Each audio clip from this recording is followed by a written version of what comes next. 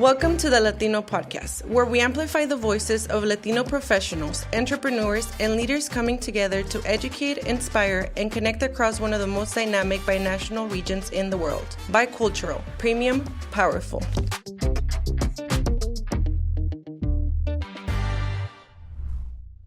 Hey everyone, welcome to this episode of the Lawtino podcast, where we discuss the intersection of law and our Latino communities. This episode, as always, is sponsored by Gomez Trial Attorneys. Gomez Trial Attorneys is a national and international law firm committed to the very highest level of legal services in both the English and Spanish language for victims of personal injury, employment wrongs, class actions, defective products, and civil rights abuses. We like to say that we are binational with offices both in Mexico and the United States, bicultural and best in class. Today, I'm joined as always by my co-host, David Arreguin, who originally was a guest on the podcast. Then he kind of matriculated into being my co-host. We have a very special guest with us today. You know, I think over time we began to realize like this intersection. We've had, now artists, we've had community leaders, we've had judges, lawyers, and what brings us more together in culture than food. And so why don't you introduce our special guest for today, David? Yeah, of course, John. And like you said, lately we've been inviting various guests with different backgrounds, different professions. And I think it brings a lot to the podcast, right? A lot of our guests have this binational and bicultural background like us. So it just makes it a great fit. So, today I'm excited to have here Chef Omar Armas. And, one of the reasons why we started thinking about him is I met him recently. I started hearing about all the great stuff that he's been doing, the relationships in the community. And of course, it just made sense. So without further ado, I'll hand it out to Omar Armas so you can tell us a little bit about you. And welcome. Hi, thank you very much. It's it's a pleasure being here with you, and just sharing this spot to communicate what we're doing over there. So thank you very much. Well, a little bit about myself. I was born here in San Diego. Raised in Baja California. I'm from Ensenada. Since I was since I was a kid, I was always been, interested in food, from both of my parents, they're my grandmothers, always related to food. My grandfather, he was a cowboy, he was a butcher. And then from my mother's side, it was always, barbecues, carne asadas in los ranchos, So I was just all my growing up era was just surrounded by that. Love it. And so it's cool that you've worked all over the world, in kind of high end culinary environments. Talk to us a little bit about some places that you've worked before. So actually, it's kind of funny how I landed in this in this career, because when I graduated high school, I had no idea what I wanted to do. So I come from a family of lawyers. Boo! No, I'll stop you right there and say you made the right choice. No, law's a good job, but go on, sir. So my father he's a notario público, which it's very different in Mexico than from it's over here. Yeah. We met a few recently. We were very surprised as to like all the things that they cover, right? Yes, over there to be a notario, you have to be a lawyer, you have to be a certain age. You have to do an exam. You have to compete against, for the state. And you compete with other types of lawyers. You do this exam, right? So, anyways, it's a big deal over there. And my father's a lawyer, my brother's a lawyer, my mother's a lawyer, family full of lawyers. So, when I graduated high school, I had no idea what I wanted to do. Typical, you're still a kid, you're still a baby, you have no clue of life. So I told my parents, you know what? I want to move to San Diego. I want to go to Southwestern College. And so there, just being there, I mean, I still, I started with economics. Then I jumped to criminal justice. And then in criminal justice, I did other careers. And then in criminal justice, I mean, I started liking it, but still I wasn't feeling it. That's not something that, that I wanted to do the rest of my life. So my father told me, you know what? Get a job. I don't care what it is, just get a job. By then I was already 20 years old. I started as a dishwasher at this this pizzeria in Coronado, which today it's not there yet. Not there anymore, I'm sorry. And a year after, I was running the kitchen without even noticing. So talking to my brother gave me the idea, you know what, there's culinary school. Try it out. I tried it out, loved it. And then I got the opportunity to study in Italy. My parents, and embraced me and going over there, learning another culture. I finished culinary school, did 3 years over there in Apicio's hospitality of Florence. And then just, I had this energy in my stomach saying like, okay, now what? I want to learn from the best. Where can I start? What place that I choose to work at, it's going to help me, to reach that other level, to travel, learn cultures, just nurture myself. And so I went to Playa del Carmen, and I saw that Banyan Tree Hotels was opening. So I gave it a shot, and they said, okay, I'm gonna go for an interviews. It was an extensive interviews, which, I remember my executive chef, right there, Matias Martinez, he didn't like me at all. He just saw this spoiled little brat. But luckily I landed 5 interviews and I was hired, and it was a rough time. It was a really, really rough time, because.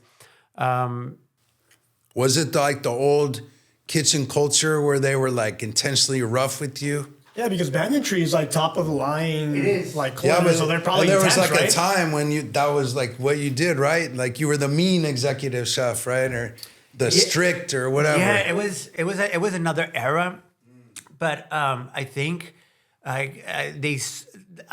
want to believe that they saw something in me that said, okay, I'm gonna push this kid, and they were very strict. Very demanding. There was no mistakes because over there, yes, like you said, Banyan Tree is top of the line. For example, for each cutting board, it's a color-coded cutting board. So greens is green color board is just for cutting vegetables. Then blue, it's only for seafoods. Red for meats. Whites for all cooked items, and so on and so on. So I remember, I couldn't have any mistakes, because then, okay, hey, you made a bad one. That's an X for you. So I always just had this in my mind that, okay, I have to be very adamant, very, precise in what I'm doing, no mistakes. And in the same way, so they sent me to the employees' dining restaurant, where all the employees ate, So and I took it as a challenge. Okay, this is my first job.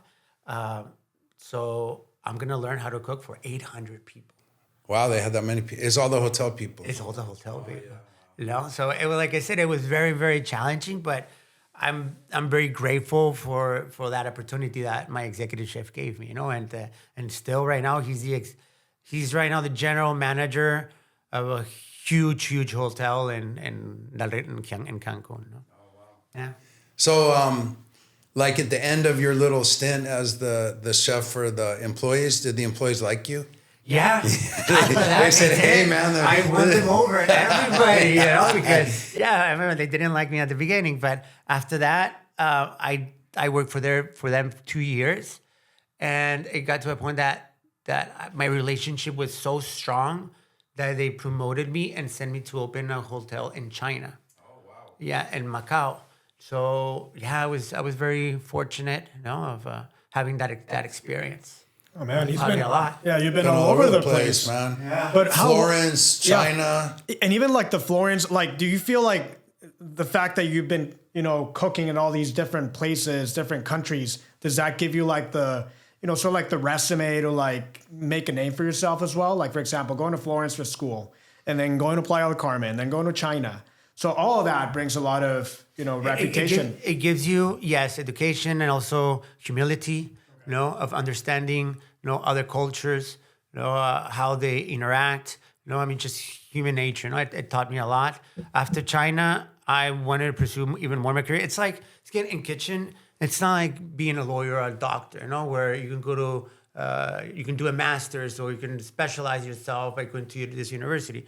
In the kitchen world, in culinary, you have to. It's more hands-on. It's seeing, it's experimenting. It's all about processes. So I just, like I said, I had this energy in my stomach. Like I had to move. Again, I'd already spent 2 years in Playa del Carmen, 1 year in China. Okay, now I want to hit the Michelin rank. I want to learn from them, like how precise their precision, their way of thinking. Because most of those restaurants, all of those restaurants, it's thinking out of the box. So that's what drove me to that. Like I want to be something. I want to create something unique when my moment comes. So it's the process. So I went to Spain and I worked for Quique da Costa. Which he's a big deal. He's ranked in the San Pellegrino ranking, the 50 best of the world, and also the Michelin. He has three stars Michelins and several restaurants. So I chose really carefully with the people that I want to know, that I admire, that that have that thinking, that helps you achieve progress. So yeah, I went to Spain, and then I did Brazil, Mexico, in Puyol, and finished in New York.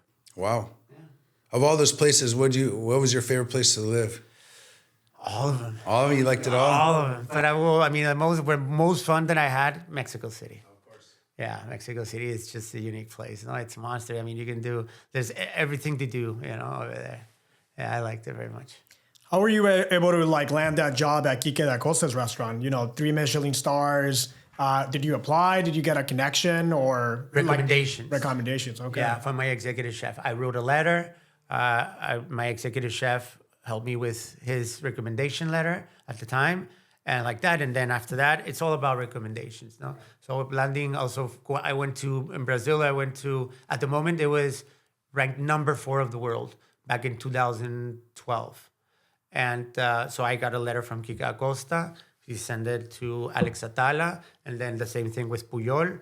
A letter from Alex Atala to Enrique Olvera, and then in New York with Momofuku, also a recommendation from Enrique Olvera. So I was very fortunate. I worked my ass off, I worked really, really hard. Back then I didn't see it as working hard, because when you love something, you don't see it as hard work, right? See, that's why I love it here so much, John. Yeah, that's it, man. You work with something you love, and you won't work a day in your life, or however they say that. Exactly. Yes. Yeah, but that's good. I think that's a pretty impressive resume that you have. And then just the fact that you got the recommendations from these top shots in the field. So that, of course, opened the door to all these other opportunities. So how do you're now in San Diego, after all these places, how do you make your way back to San Diego? COVID hit, so I had to shut down my restaurants in Ensenada. And also, the economy in Ensenada right now, it's not doing at its best, And you guys hear the news, everything that's going on, extortions. So I have a family. So it just, made me, evaluate things, and say, okay, what's the better option, So he said, okay, a friend, talking to my best friend, from childhood, says, you know what? The economy here is dead, man. You need to do something. So he helped me a lot, and says he helped me, to get things in order here in San Diego, and I just made the jump from Ensenada to San Diego. Oh, so you were in Ensenada before, already, doing the work. I believe everything. You had a restaurant. I had a restaurant. I was doing caterings, but then COVID hit, and it changed. It changed everybody, So my perspective, starting to see things differently, and so with the help of my friend Gustavo, his name, I decided, this is going to be the best move to San Diego. I started from zero. It wasn't the easiest as well, but like everything else. No, I mean, if you believe in something and keep at it, it at the end it works out. No, so I'm here. Yeah, that's good. And that's good that you have that opportunity. Like, not everyone in the world has the same opportunity to actually work on both sides of the border, right? Like you, Omar, like I was born in San Diego, but I was raised in Tijuana. Yeah. So you have the opportunity to decide, okay, do I want to study? Do I want to work in Mexico? Do I want to study or do I want to work in the US? Or you can do both, like a lot of people, right? Correct. So it seems like that's what you're doing at this time, right? Yes. Good. Pretty impressive. Yeah, and it's you get both sides of the border, both cultures. So that's always very beneficial. So what do you start doing when you get to San Diego? Like, what's the first jump? I started working at like I said, I didn't know what was going on over here, so I started applying in the internet for jobs. I landed one job in this hotel. It didn't go well at all. I got fired, and it was just. I mean, it was hard to adapt to the culture, and so I had my challenges, to overcome, and I had to learn fast, and so I had that job. I went to 2 jobs here in San Diego, and until I landed, my current role that I'm still culinary director at Wormwood. I met there Omar, great person, and we just hit it off. We clicked. We had great chemistry, and we just started creating dishes. And I mean, I'm talking to you about after 2 years. I mean, because I've been in Wormwood for 2 years now, and so we're just working hard, doing events. I believe very much in promoting Baja. I think there's a lot of talent going on over there. I mean, right now they're being recognized with the Michelins and San Pellegrino. I mean, great talented chefs. You have Oscar Torres, of course, Javier Plasencia, who is an eminence in Baja California. You have David Castro. We have Sheila Alvarado. I mean, so all these figures, like I'm making, a destination out of Baja, which I feel very proud. And, also, I mean, all the wineries, I mean, that they're also like doing their part. I started as a winery, and then the restaurant industry came in, and, it's just a big boom out of it, So I'm doing collaborations, not so much recently. I mean, just because, I'm with Suzette right now, and I have a lot on my plate. But I started doing wine dinners, inviting winemakers, chefs, and just to help promote, Baja California. That's where I'm from. Yeah. And so are you still doing those collaborations? Right now, not at the moment, but I will continue to do so. And I want to invite also chefs from Mexico. I mean, for whole Mexico, because like I said, there's a lot of talent, and I mean, what better thing to share that? I mean, what we grew up with. Do you feel like the high end culinary community here in San Diego, like they know like Ensenada is hot, right? They know that the chefs down there are hot and up to good things, like.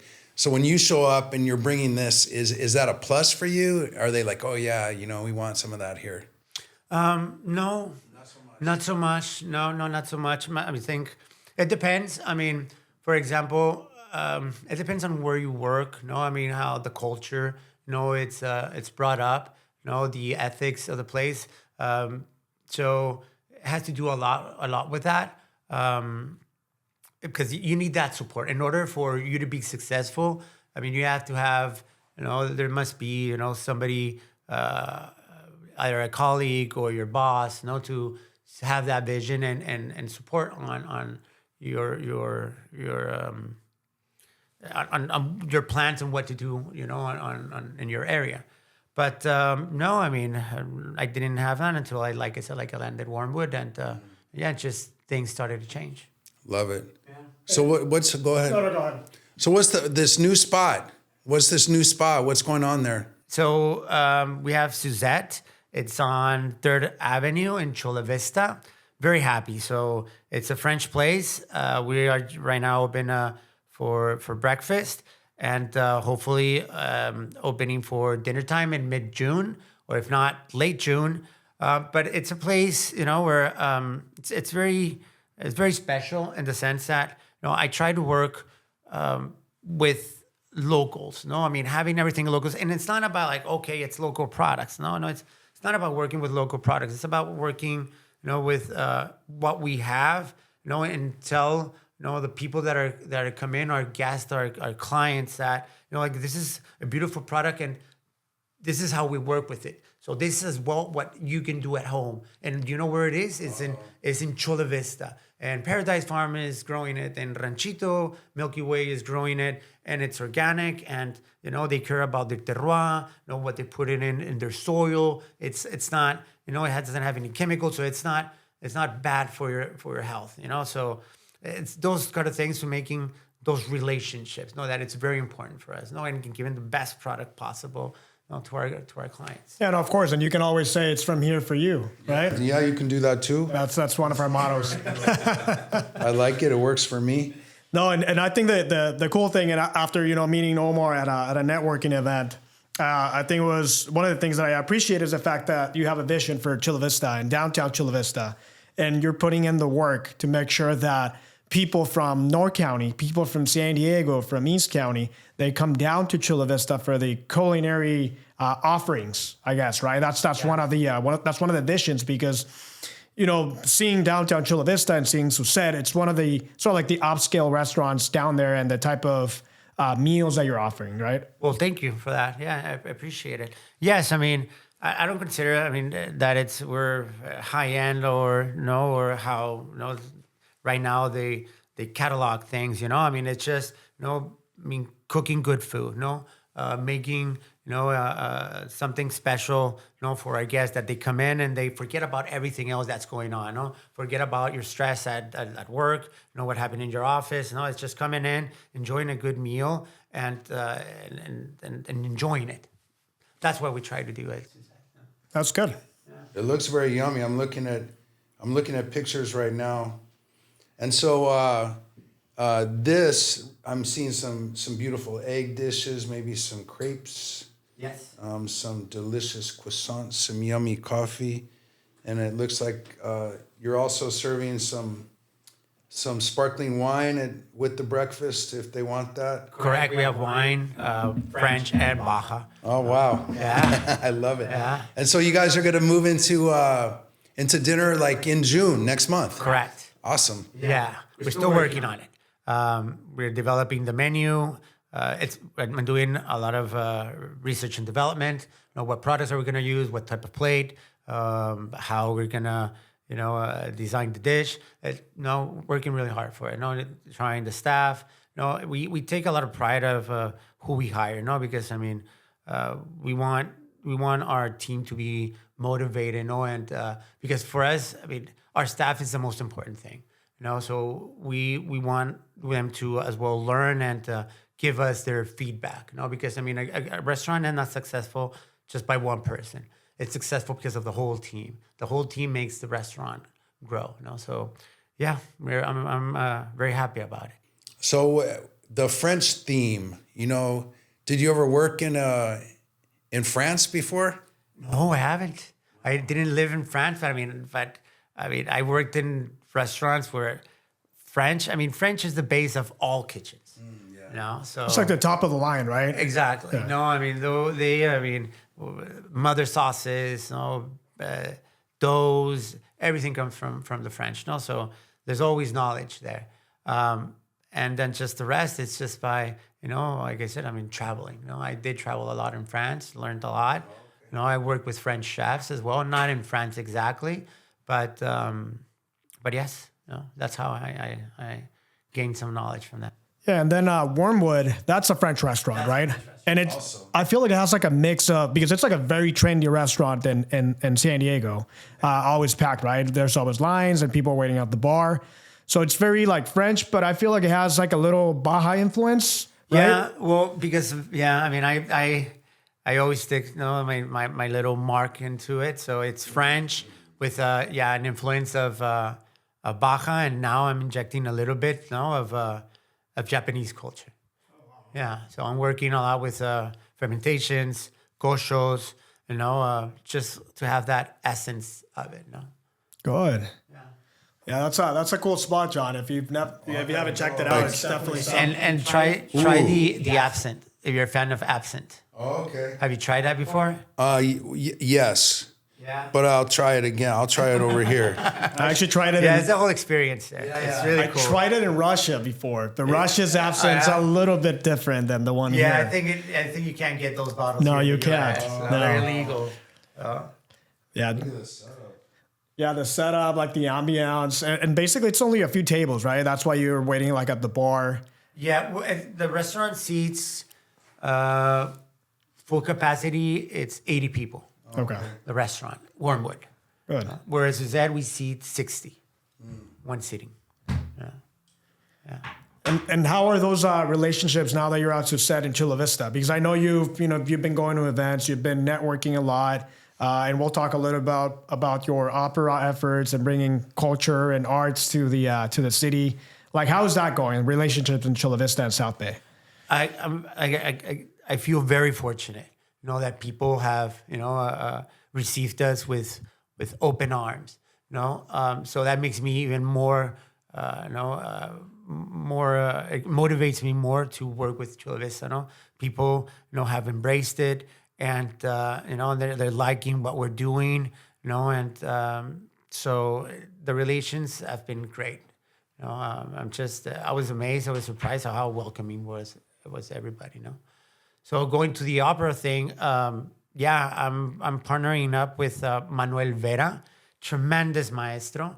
I mean, I'm just lucky that he came into the restaurant, and he liked everything. He's a musician, an artist that has worked in, has sang in Prague, in Paris, in New York, and like all these, historical theaters, and he came up to me, hey, like, let's do this gastronomic opera concert, where we pair your food with one of my songs, and here in Chula Vista, and we're working for that. We're still in developing the project, so I'm very excited, and hopefully, yesterday I had a meeting with him, and he just sings amazing. He sang about 3 weeks ago for the mayor of Chula Vista. Yeah, the state of the city. I saw that. Yeah. And I was blown away. I mean, I've heard him sing before, but not like live with music and stuff like that. I'm like, wow, this is just another thing. So it's going to be a great concert. And we will be, posting the tickets very soon. So It'll be a concert with pairing of food with the opera. Correct. Oh, that sounds and super wine, of cool. course. Yeah, and Of course, wine. Wine, of course. That You have to. sounds amazing. Yeah. I would go to that. Are you gonna go? We Yeah, gotta go, man. I'm thinking of going to that. Yeah. And I actually met Manuel as well the same day that I met Omar in Mexico City, guy, right? Yes. Yeah. Oh From wow. Mexico City. But I mean, he's you have to meet him. Yeah. I feel like I like. Remember Paco was talking about like bringing artists from Mexico and kind of creating that kind of international community. He would be a cool guy for you to meet too. But I would love to. Yeah, People that I meet. Yeah. It's great. Yeah, we'll connect you with Paco Pablos. He was one of the guests here. Like, he's a local artist from Guadalajara. Yeah, I think right now he's down in Mexico, right? he's always in Mexico and back and forth But I think he's like on a sustained visit there for a little while, right? for a little bit. Yeah. Yeah. He's a cool guy. You'll like him. He played. I think he played basketball for the Mexican national team. No, He played. He's for a the huge Mexican- guy. Yeah. Okay. But an artist. Okay. And his art is kind of interactive. Like he's developed this. You can place your camera on it and the art comes alive. It's kind of like your food coming alive with the opera. Yeah. That's what it made me think about it. Right. Yeah, No, that's- and he actually just reached out because he wants to do, I guess, he might want to do something here at the office. Oh, cool. Where he actually brings art and all these artists from Mexico so he can basically award them and celebrate them here. Oh, cool. That'll be a nice one. But yeah, definitely, Yeah. if you get connected with them, you Yeah. guys are sort of like on the same field, food, Yeah, arts, culture. Network, Yeah. It is definitely networking. Yeah. And it's like your field. Yeah. And like both from Mexico or binational. So I Yes. feel like that always makes a connection, Yeah, without question. Yeah, definitely. And so what's next? I mean, I know you have a lot on your plate right now, right? Yeah, Like Wormwood, Susette. Opening dinners, and we want to work for to get the Michelin star. So that's right now my agenda, and continue to work, grow, and evolve and I wanna hear about the Michelin star. I mean, I've seen some movies about it. I know it's a little bit different in Mexico. Some of the Michelin stars or the Michelin Guide awards that they're getting versus the actual Michelin stars. How is it different between like Mexico and, for example, San Diego or the U.S.? Like, what is that process? Well, the process is, you have to invest in your place. No, it's about the service. It's not just about the chef. No, it's about the whole staff. No, so that's why circling back, it's about the staff that you hire. No, the staff that you hire, you want them, to also give you feedback. Know where your mistakes are, because that's what makes you grow. And having the Michelin star, everything has to be like a good wine. You have to have your great tannins, your great acidity, your body, all of that has to be, come together. So in order to get a Michelin star, it's like that having your restaurant built, So, the process, it started us with your training, having the proper staff for it, and just meeting the expectations of the Michelin Guide, I don't know the difference between how they judge in Mexico over here. I assume it has to be the same, because it's a standard. So having a Michelin recognition, it's an accomplishment, of getting an award, of saying, okay, look, this is all the work that we've done. Of course, the food has to be exquisite. Here in San Diego, you have great chefs. You have Roberto Alcocer, who's done a great job, and also he's from Ensenada. And then you have Addison as well, that's been here for a while, recognized here for the Michelin, and these also emerging chefs. I'm not familiar with all the gastronomic industry here. I'm still getting a little bit, I'm still getting wet on it. But yeah. Good. Well, I have a question. I don't know, but if chefs, like real chefs do this, but do real chefs watch like chef shows or cooking shows or anything? I don't watch none of that. None of it. Oh, thank God. I was gonna be like, "What's your favorite?" Oh, Top Chef. No. I don't want. Cupcake Wars. Go to Ramsay. What was that dude? What was that cool dude that used to travel all over the world and he passed away? Anthony Bourdain. Do you ever watch that guy or no? Yes, Tampoco? I have. Yeah. No, because he's a little more interesting. Huh? Exactly. Yeah. Also, for example, chefs that I admire, know that I do, get myself. It makes me have discipline. For example, Enrique Olvera, his trajectory, and his discipline on his career. Gordon Ramsay. He is like one of the tops, in the industry. It's just, it's not how they cook, it's how they manage, their careers, how they're focused, and it's just like everything, it's discipline. You have to have discipline in order to be successful.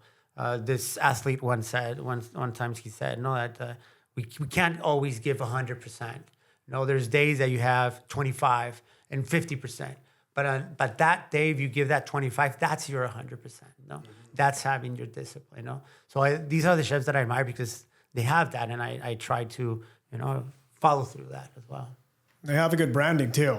They are tremendously good at branding. That's why they use a TV and all this. Yeah. But actually, like going back to Anthony Bourdain, I think he was pretty interesting. He was always in Baja, right? Yeah, he was like very good friends with Javier Plasencia, who now owns Caesars and all the restaurants in Baja, right? He has so many restaurants down in Baja, but all the places that he visited were incredible, and they were from like the little shop to like the nicest restaurant, right? Yeah. So that's what makes him very, very interesting, Yeah.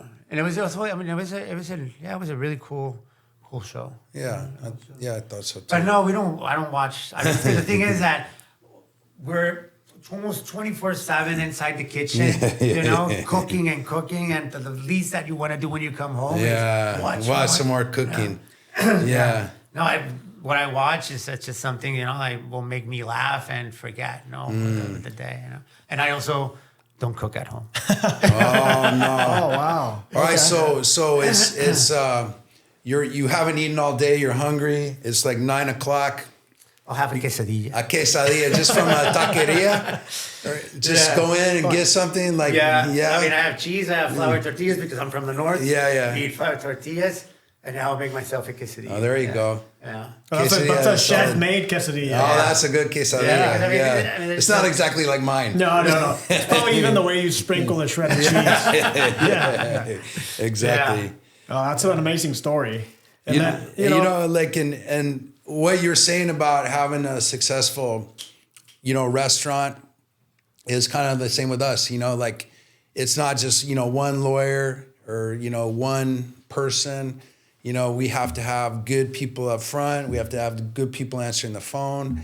We have to have the discipline, like you said, have the brand, like for the Michelin star. Now I know like it includes service too. Like here, like customer service, client service is very important for us. Exactly. Like they'll kind of remember how good of a lawyer you are, but the main thing they remember, what I tell all my people is how they were treated, Exactly. Exactly. And so like, especially dining is such an experience, and the people that come to us, are going through hard times. And so this is an experience or journey that they come along with us. And we want to make sure that even at the non-lawyer level, we're taking the very best care of them. Yeah, I think it's the face of it. As the face of the company, that the people like first, receive. So yeah, it's exactly it's always the experience. Like for me, even at a restaurant or anywhere I go, like at a restaurant, it's gonna be a mix between how good the food is, how good the ambience is, and how good the service is. Exactly. So if it's like a 360 component where basically you're getting everything, you're gonna leave that place. You're gonna be like, oh, this is a great place. With a good feeling. And then you do the recommendation. Exactly. Right? Yeah. So that definitely plays a big role. All right. Well, I think. Should we do the Osotava? Like, I think we should. What is that? Have you ever heard of the Cracks podcast? I have not. Sorry. This guy, he's a Mexican entrepreneur and business leader. So he has these guys on his podcast. He calls them cracks. So the cracks are the ones that have, big ideas, do big things. And then at the end of the interview, he asked them, he says, imagine you could write in the sky words for everyone to see. What words would you write? What message would you give for everyone to see from you? Wow. on the spot. I started giving him like a little heads up. Right. Yeah. I don't know. I would guess. You can do it English, Spanish, whatever you want. Word that I would say joy. Joy. Yeah. That's perfect coming from someone that gives a lot of joy to a lot of people. Yeah, I try to, but I think with joy, it sounds kind of corny, but I mean, I think do everything with joy, it just, life goes better. Yeah, right? Yeah. Like what they say is what they have. You probably know. You speak any French? I do not. I speak a little bit Italian. Okay, but the joie de vivre or something, the joy of life. Joy of life, okay. Something joie. Something like that. Something like that. All right, well, thank you so much. It's been a great honor and privilege to be here with you. If people want to learn more about you, where would they go? Do you have a social media account, anything like that? Yes, I mean, my Instagram profile, it's Omar Armas or at Suzette. And at Wormwood Restaurant as well, and Instagram, or just visit us at Google, and you'll find everything about us. All right, and so we're going to encourage all of our listeners to get out to Wormwood and Suzette. Both of them, getting excited for the pairing of opera and the courses. I think that'll be really cool, and the delicious wine. That sounds super cool to me. Super excited to have you part of our community. Thank you for investing your time and talent, with us here in San Diego. Thank you for having me. It's been a truly honor and a pleasure. Thank you very much. Thank you, Chef. All right, thank you, Chef. So that wraps up this episode of the Lawtino podcast. If you like what you heard, like us, share us, pass us along, subscribe. Until next time, signing off, John Gomez, Gomez Trial Attorneys, and the Lawtino podcast.